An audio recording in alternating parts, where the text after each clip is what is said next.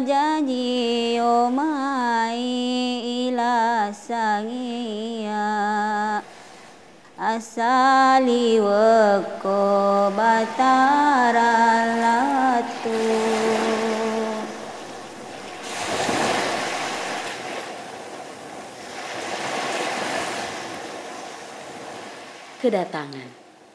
Kedatangan menjanjikan perubahan ke arah baru, ke kehidupan yang baru.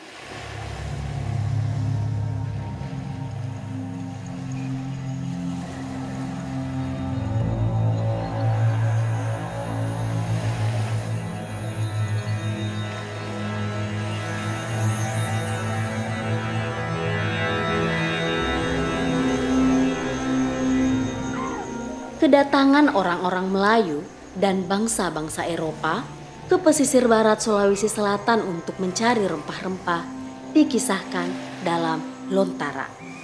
Mereka berinteraksi dengan masyarakat lokal, melahirkan kehidupan baru. Suppa merupakan wilayah yang ramai didatangi. Di pesisirnya terdapat mata air tawar yang sangat dibutuhkan para pelaut, pedagang rempah-rempah, dan para pengelana. Konon, di mata air inilah muncul penggagas kerajaan Suppa. Kemudian berjalan terus-menerus menapak waktu demi waktu, hingga Suppa menjadi sebuah kerajaan maritim yang disebut sebagai kerajaan maritim yang pertama wilayah Bugis di Sulawesi Selatan.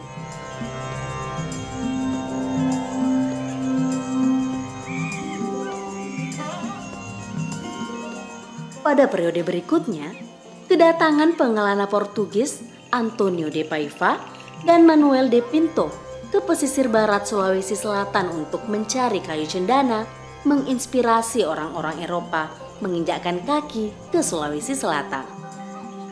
Adalah Manuel Godino de Heredia, seorang pengelana dan ahli geografi yang ayahnya seorang Portugis dan ibunya seorang Bugis yang terpukau pada catatan-catatan de Paiva dan de Pinto.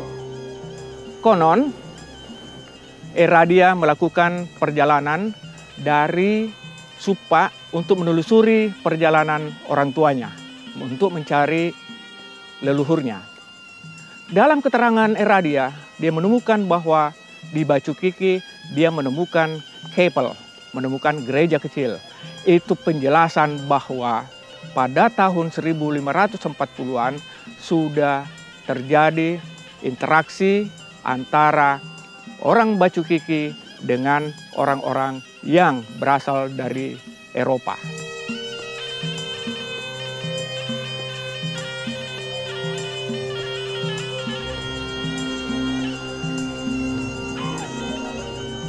Pada abad ke-15 hingga pertengahan abad ke-16, pelabuhan Suppa menjadi jalur pelayaran di Selat Makassar dan terkoneksi dengan pelabuhan Soreang.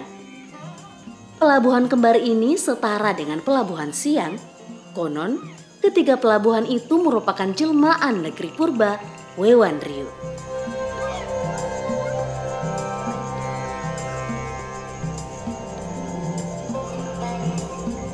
Di wilayah paling selatan Sulawesi Selatan, di Kepulauan Selayar, kedatangan orang-orang Cina diduga telah lebih dulu dibanding bangsa lain di sekitar abad ke-13. Situs arkeologi bawah air Tile-Tile Selayar menguatkan dugaan itu. Keramik yang ada di situs Tile-Tile adalah keramik Cina yang berasal dari dinasti Sung.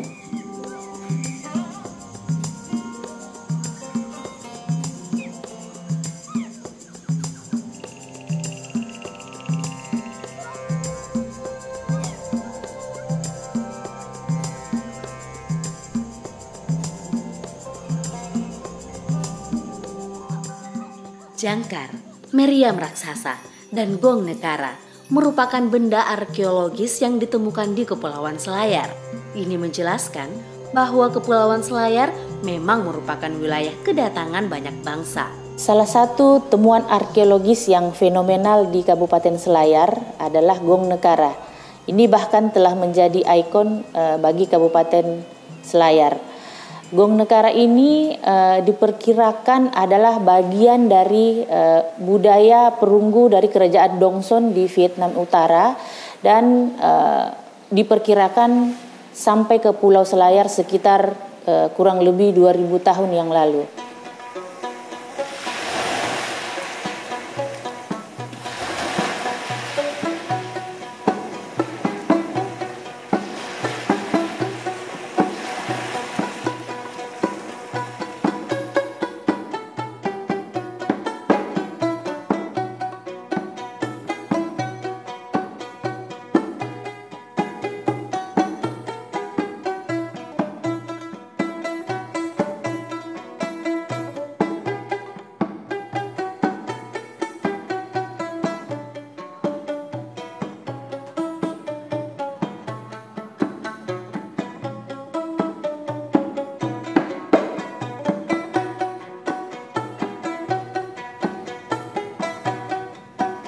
Lagu kelai mo kelon siya nak mulai dia rakanku,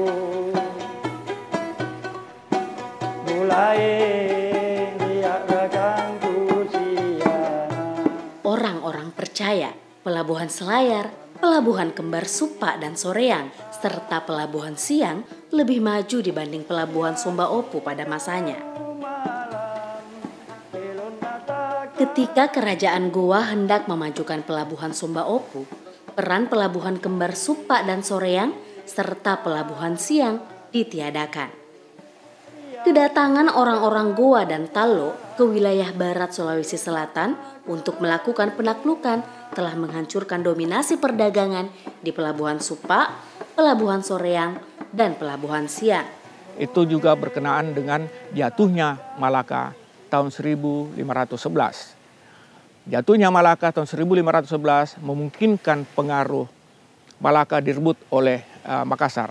Dan pada saat itulah Sumba Opu tampil sebagai pelabuhan yang besar, bahkan termegah di kawasan timur Indonesia, sebagai pelabuhan yang terkoneksi dengan berbagai wilayah di Nusantara ini.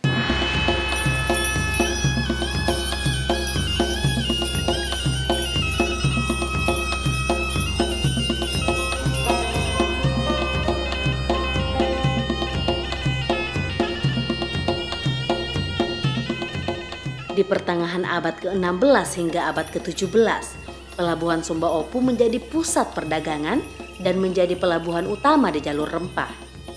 Para pedagang ramai berdatangan ke pelabuhan ini. Salah satu alasannya adalah harga cengkeh lebih murah dibandingkan di Banda. Kedatangan pedagang Portugis, Belanda, Inggris, Denmark, Cina, Arab, India, dan Melayu menjadikan Sumba Opu sebagai kota dunia. Interaksi manusia dari berbagai bangsa bergejolak menciptakan kehidupan baru. Komoditas beras di Sumba Opu sangat berlimpah.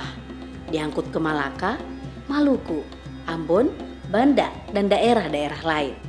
Semua pedagang asing, terutama dari Malaka, Johor, Pahang, Patani, selalu singgah di Sumba Opu dalam pelayaran menuju atau kembali dari Maluku. Kedatangan orang-orang Melayu yang memiliki kemampuan di bidang teknologi yang lantas bermukim di Mangalekana menguntungkan Kerajaan Goa. Pada masa pemerintahan Raja Goa ke-12, kemampuan tersebut diterapkan. Mulai ada pembuatan benteng dari batu bata, kemudian membuat badik, koin, dan lain-lain sebagainya. Itu sudah mulai inovasi-inovasi yang diserap dari orang-orang Melayu. Dan yang menariknya lagi, salah seorang namanya Ibaso di Mangalekana, itu adalah seorang Melayu yang kawin dengan orang Bajo, kemudian dijadikan sebagai tumalalang Kerajaan Goa secara turun-temurun sampai pada masa Sultan Hasanuddin.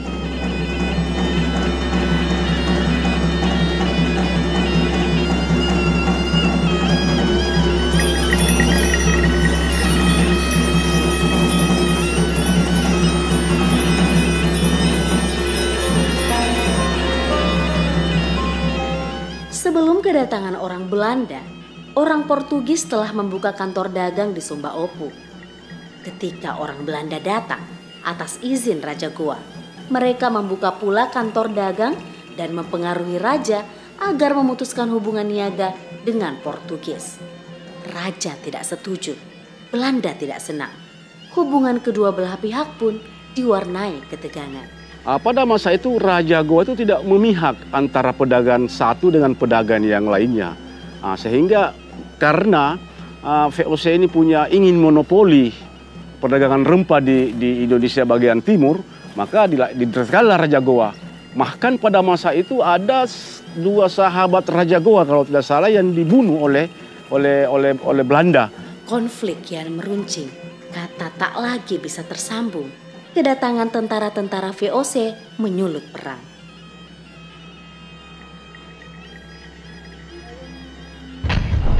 Perang Makassar berkobar.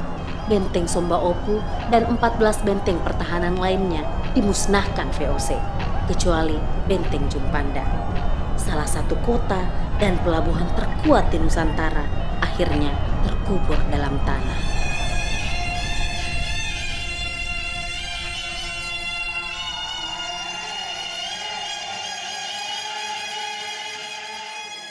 Perang Makassar 1667 hingga 1669 membuat kerajaan Goa mengalami kekalahan besar. Perekonomian kerajaan yang dipimpin oleh Sultan Hasanuddin juga hancur. Perdagangan rempah-rempah diambil alih oleh VOC.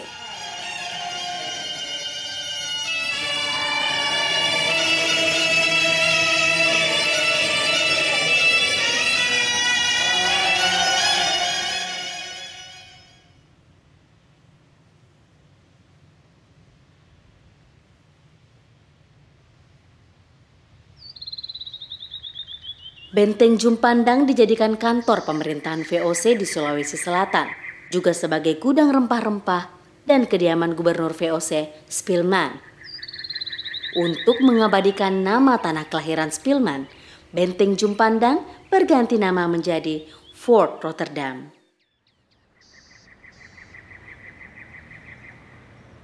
Pelayaran dan perdagangan terpusat di pesisir depan Fort Rotterdam dan masih beraktivitas hingga kini. Pelabuhan tersebut dinamai Pelabuhan Internasional Soekarno-Hatta.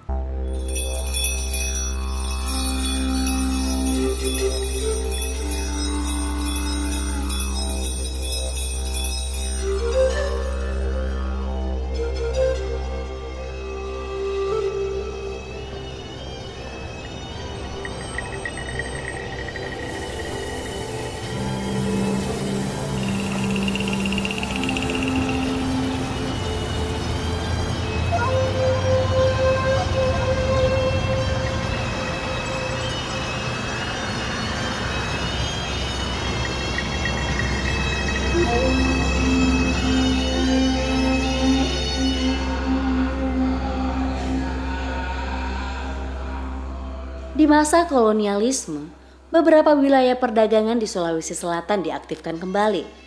Pemerintah Hindia Belanda menunjukkan kehadirannya di Selayar pada sekitar tahun 1860 saat perdagangan kopra di dunia sedang jaya. Hindia Belanda menjadikan Selayar sebagai tambang penghasil kopra. Christian Hersing, seorang peneliti, menulis buku perihal ekonomi sosial di Selayar. Kopra disebut Hersing sebagai green gold. Hersing kemudian memberi sebuah istilah green gold karena kopra pada masa itu menjadi sebuah komoditas yang betul-betul sangat berharga dan dapat membuat bangsawan di Selayar pada saat itu menjadi kaya raya. Hal ini dilatar belakangi ketika periode industri di Eropa mulai berkembang dan penggunaan lemak atau minyak untuk kebutuhan kosmetik maupun untuk bahan mentah pembuatan margarin menjadi mulai dikenal. Nah, sepertiga dari ekspor kopra Eropa pada saat itu berasal dari Hindia Belanda. Dan salah satunya adalah di Selayar. Kepulauan Selayar kini masih menjadi salah satu wilayah penghasil kopra terbesar. Komoditi ini diekspor ke berbagai negara di dunia.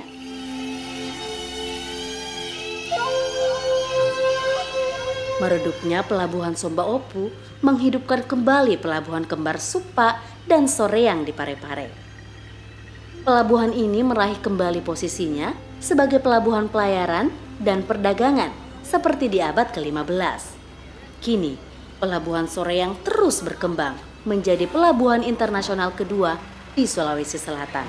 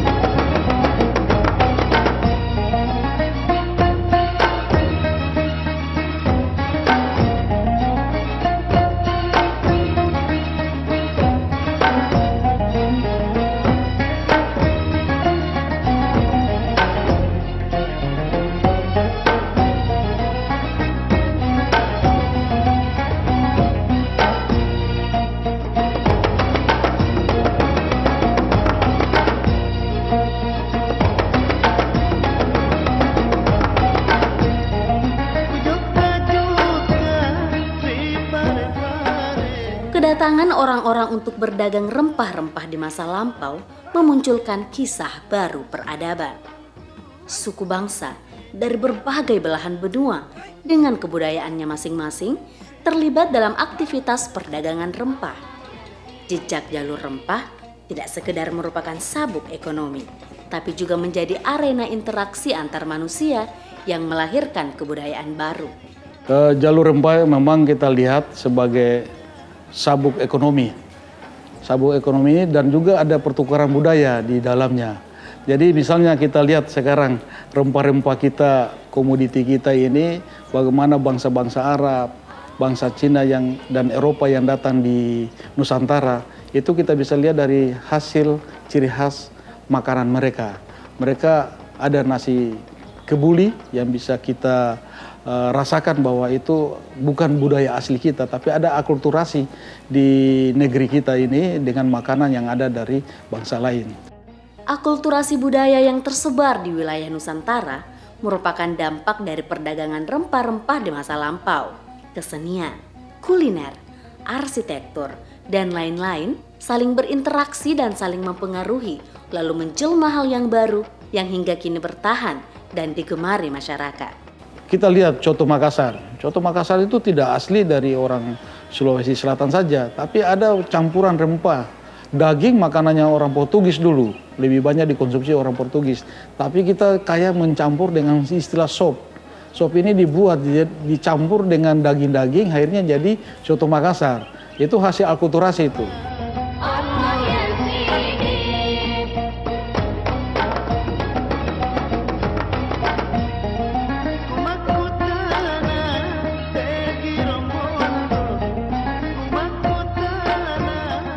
Apa yang kita miliki kini tak lepas dari pengaruh bangsa lain.